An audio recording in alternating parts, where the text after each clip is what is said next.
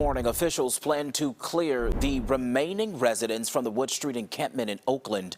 This comes after a federal judge lifted the restraining order and ruled to allow the city to move forward with the evictions. So this morning, joining us is Jon Sullivan, who has been an advocate for people living at that site in West Oakland. He's also a member of Laney chapter of the Poor People's Campaign.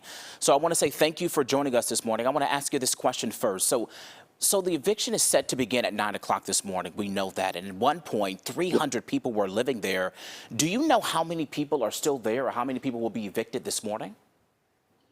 Right. So currently there's around 50 to 60 people. It's definitely been increasing the last couple of weeks because of other evictions in the area. More people have been congregating to that area. Gotcha. Understood, Jon. So I want to ask you this next question. We obviously know that there's been a lot of back and forth with this for months. The city of Oakland says it has temporary shelter available for everyone leaving the encampment.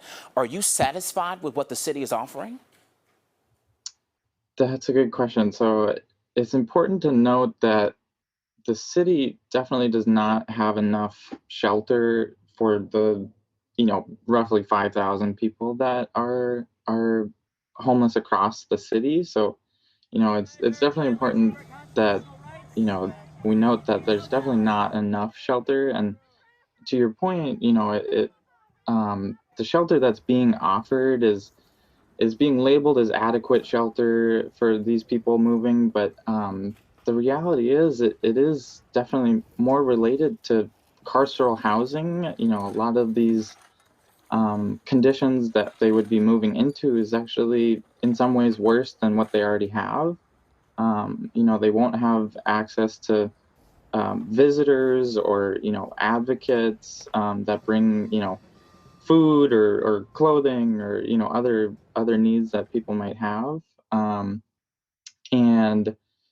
another point actually is that so the Bay Area Council's Economic Institute just a few years ago put out that only 15% of the state's budget surplus could be used to actually permanently end homelessness in the Bay Area, which would be about $12 billion.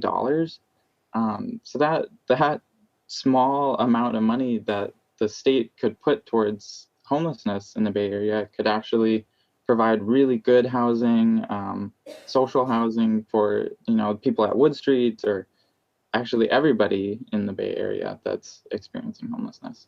And really quickly, before we let you go, it's my understanding that this was once the largest encampment in Northern California, at least at one point. So does the fight over this encampment raise even larger issues about the plight of unhoused people in Oakland and even around the Bay Area? Right.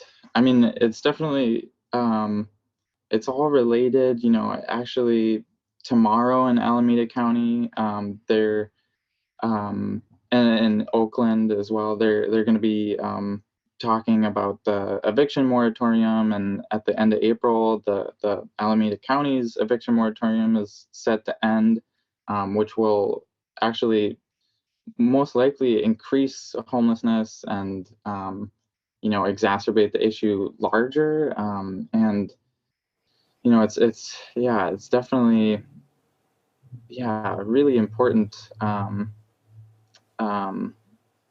This eviction is very important, because it definitely highlights, that there's this large encampment, is definitely a support.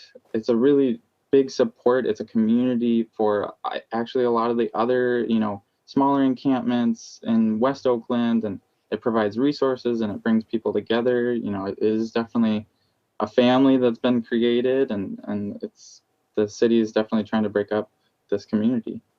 Yeah, for some, they say not only are they breaking up the community, but breaking up a bond, as you mentioned. Jon Sullivan, thank you so much for your time this morning and being interviewed. We appreciate it. Thank you.